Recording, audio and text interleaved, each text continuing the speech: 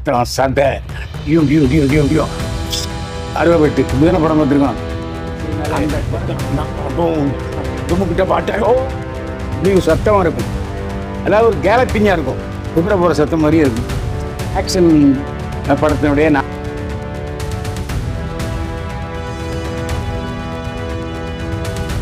என்னை வாழ வைத்துக் கொண்டிருக்கும் யூடியூப் சேனல் நேயர்களுக்கு நன்றியும் வணக்கமும். நேயர்களே, இப்போது நாம் பார்க்க போவது குபேரா படத்தின் திரை விமர்சனம். குபேரா படத்தில் தனுஷ், நாகார்ஜுனா, ராஷ்மிகா மந்தனா, பக்ஸ், இயக்குனர் பாக்யராஜ், ஜிம் மற்றும் ஹரிஷ் பராடி ஆகியோர் நடித்திருக்கிறார்கள். நிக்கிலா பொம்மி ரெட்டி ஒளிப்பதிவு செய்திருக்கிறார். தேவி ஸ்ரீ பிரசாத் சேமித்திருக்கிறார். சேகர் கமுலா கதை வசனம் எழுதி இயக்கியிருக்கிறார். தனுஷ் நடித்த முதல் தெலுங்கு படம் இதான். தமிழ் தெலுங்கில் தயாராகிறது. இந்த படத்தை தெலுங்கு பட இயக்குனர் சேகர் கமுலா எழுதி இயக்கியிருக்கிறார். தனுஷ் எப்படி தெலுங்கு படத்தில் நடித்தீர்கள் என்று நீங்கள் கேட்கலாம். தனுஷுக்கு தாய்மொழி தெலுங்கு, ரொம்ப பேருக்கு தெரியாது. அவர் ரொம்ப அழகாக தெலுங்கு பேசுவார். அதனால் அவர் இந்த படத்தில் தமிழ் தெலுங்கு ஆகிய படங்களில் நடித்திருக்கிறார். இந்த படத்துடைய கதை என்ன? குபேரன், நிறைய பேருக்கு அந்த குபேரனா யார், என்ன வேலை செய்கிறாருன்னு தெரியாது. ஆனால் முதல் முறையாக இந்த படத்தில் தனுஷ் பிச்சைக்காரனாக நடித்திருக்கிறார். இல்லை இல்லை, பிச்சைக்காரனாக வாழ்ந்திருக்கிறார். அதாவது ஏசி மெத்தையில் படுத்தூங்கி ஏசி காரில் வந்து கேரமில் ரெஸ்ட் எடுத்து எப்பவும் பெர்ஃப்யூம் போட்டுக்கிட்டே இருக்கிற நடிகர்கள் மத்தியில் பிச்சைக்காரனாக நடிக்கிறது சாதாரணமான விஷயம் இல்லைப்பா. அந்த பிச்சைக்காரன் போட்டிருக்க ட்ரெஸ்ஸையே போடணும், பிச்சைக்காரனாகவே வாழணும். குளிக்க முடியாது, கொள்ள முடியாது. காலையில் குளிச்சுட்டு போனால் அந்த ட்ரெஸ்ஸை போட்டுக்கிட்டு, நாத்தம் பிடிச்ச ட்ரெஸ்ஸை போட்டுக்கிட்டு கடைசியாக ஷூட்டிங் முடிஞ்சப்போ தான் குளிக்கணும். அவ்வளோ பெரிய நடிகர், 40 கோடி ரூபாய் சம்பளம் வாங்குகிற தனுஷ் அவ்வளவு இயல்பாக வாழ்ந்திருக்கிறார். இந்த படத்தில் கோயில் கோயிலாக இந்த இடத்துல படமாக்கியிருக்காங்க. கோயிலில் உள்ள பிச்சைக்காரர்கள்ட்ட தனுஷே தெரியாத அளவுக்கு போய் உட்காந்துக்கிட்டு ரோட்லெல்லாம் ஓடிக்கிட்டு செம்ம மஜாவாக நடிச்சிருக்காரு. வழக்கமாக நாம் வந்து குத்து வெட்டு ரத்தம் சதை டியூம் டியூம் டியூம் டியூம் டியூம் அறுபட்டு இப்படிதான படம் பார்த்துருக்கோம். அந்த படத்தை ரசித்தவர்களுக்கு இந்த படம் வேறு மாதிரி லெவலாக இருக்கும். அதாவது சுனாமி, புயல் இதிலெல்லாம் சிக்கிட்டு வந்தவங்களுக்கு ஒரு தென்றல் காற்றை அனுபவித்த மாதிரி இந்த படத்தினுடைய கதை இருக்கும். ஆனால் முதல்ல சொல்லிடுறேன், படம் கொஞ்சம் ஸ்லோவாக தான் போகுது. நீங்கள் அட்ஜஸ்ட் பண்ணி தான் ஆகணும். ஏன்னா நீங்கள் புதுமை விரும்புகிறீங்க இல்லையா? அது மட்டுமல்ல, இந்த படம் முதல்ல 3.5 மணி நேரம் ஓடிச்சு. அப்புறம் சேகர் கமுலா பார்த்தாரு, ஏப்பா 3.5 மணி நேரம்னா எவனும் ஓடாதியா? இப்போ சமீபத்தில் 3.5 மணி நேரம் 3 மணி நேரம் படம் ஓடினாலே எந்திரிச்சு போயிடுறாங்க. இந்த 3 மணி நேரம் ஓடின படங்கள் எல்லாமே தோல்வி அடைந்திருக்கிறது என்று இயக்குனர் சேகர் கமுலோட சொன்னாங்க. பார்த்தாரு, டொவுக்குன்னு ஒரு 1/2 மணி நேரம் படத்தை விட்டுட்டார்.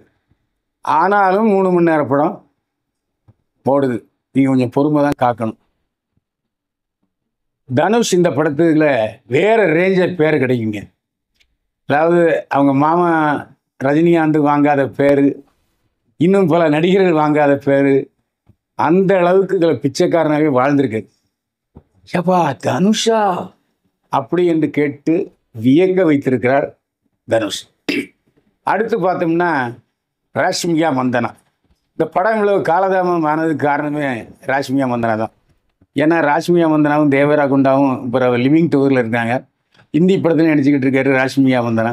அந்த அடிப்படையில் ராஷ்மிகா மந்தனா இந்த படத்துக்கு தேவைப்பட்டது. முக்கியமான டர்னிங் பாயிண்ட்டை நகர்த்துறது ராஷ்மிகா மந்தனா தான். இந்த படத்தினுடைய கதை சொன்னால் உங்களுக்கு போர் அடிச்சிடும்.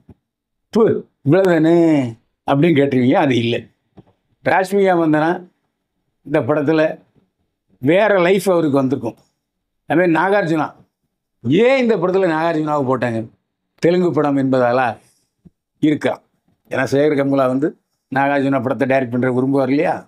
ஆனாலும் நாகார்ஜுனா இந்த படத்தில் அங்கங்கே தனுஷ் எப்பெல்லாம் மாட்டிக்கிறாரோ அப்போல்லாம் பின்னால் பின்புலத்தில் இருப்பது நாகார்ஜுனா தான்.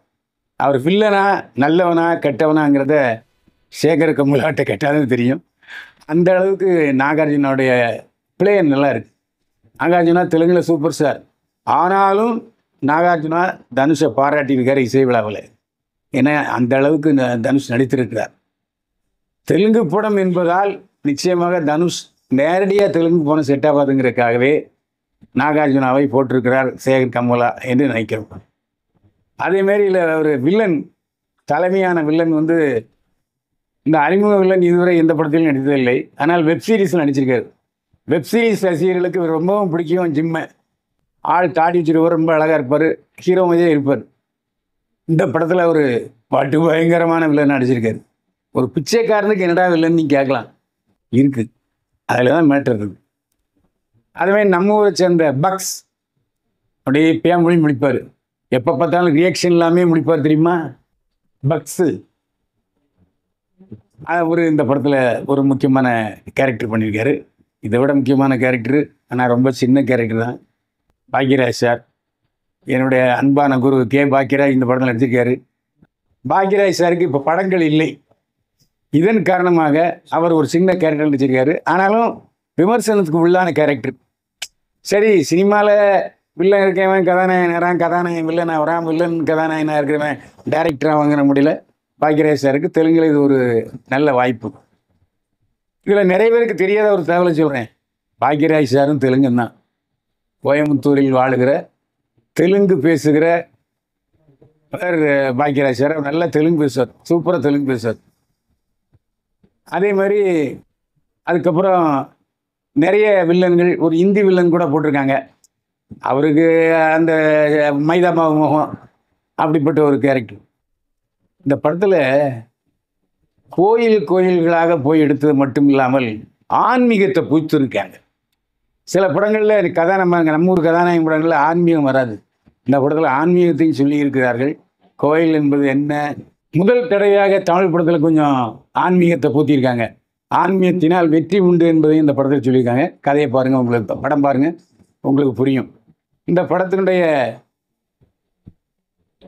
கேமராமேன் நிக்கி பொம்மி ரெட்டி, தெலுங்கார் தான்.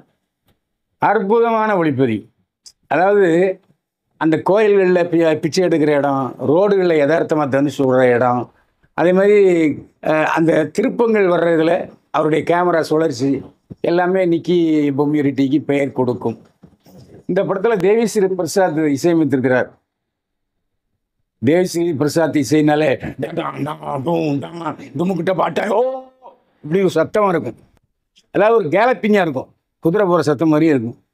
ஆக்ஷன் படத்தினுடைய நாயகர் தேவிஸ்ரீ பிரசாத். இன்னைக்கு தெலுங்கில் அவர் தான் நம்பர் 1 இசையமைப்பாளர்.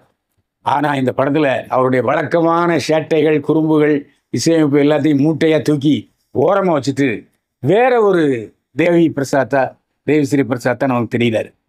வேற மாதிரி பாடல்கள் சுமாராக தான் இருக்குது. ஆனால் பின்னணி இசையில் நல்லா ஸ்கோர் பண்ணியிருக்காரு. ஏன்னா இந்த பிச்சைக்காரன் படத்தில் போய் என்ன தத்துவப்பட்டு தான் போட முடியும். அதனால் பின்னணி இசையில் நிச்சயமாக தேவிஸ்ரீ பிரசாத் பெயர் எடுப்பார்.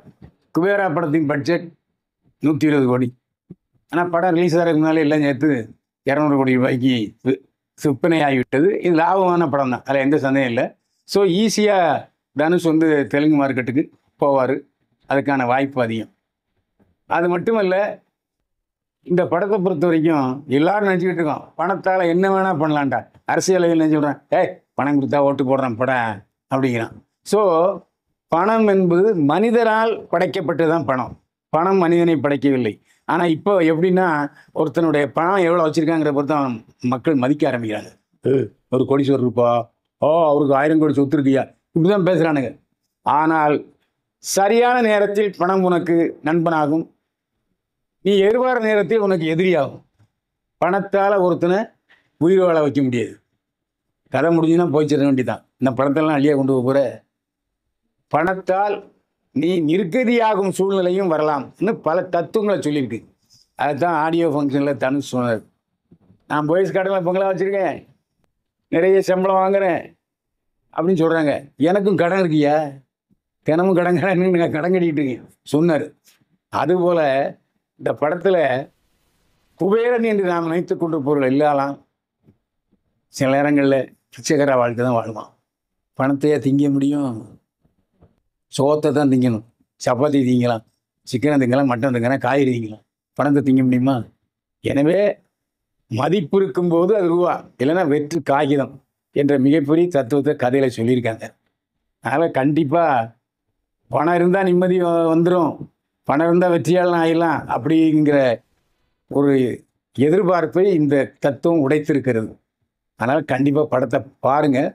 ஆனால் அங்கங்கே கொஞ்சம் போர் அடிக்குது, அதை நீங்கள் பொறுமையாக கையாளணும். ஏன்னா நல்ல கதை. ஏன்னா தனுஷ் இனிமேல் தனுஷுடைய அடுத்த படம் இட்லி கடை. அதாவது எல்லா ஆக்ஷன் ஹீரோஸும் சண்டை வெட்டு குத்துன்னு போயிட்டு இருக்கும்போது இவர் மட்டும் இட்லி கடை குபேரன்கிற யதார்த்த வாழ்க்கையை பிரதிபலிக்கும் படத்தில் நடிச்சிருக்காரு. படத்தை பார்க்கும்போது அரசியல்வாதிகள் எல்லோருமே இப்போ எப்படி நடந்துக்கிறாங்க அதே நீங்கள் திரையில் பார்ப்பீங்க. இந்த அளவுக்கு சேகர் கமுலா அரசியல்வாதிகள் கிளின்னு கிழிச்சு போட்டிருக்காரு, சந்தோஷப்படுகிறது.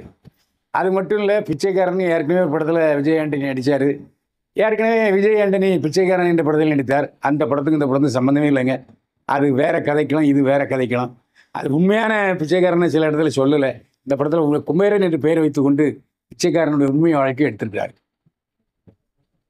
நிறைய அரசியல் கொத்துக்கள் இந்த படத்தில் இருக்குது. பார்க்கும்போது உங்களுக்கு தெரியும்.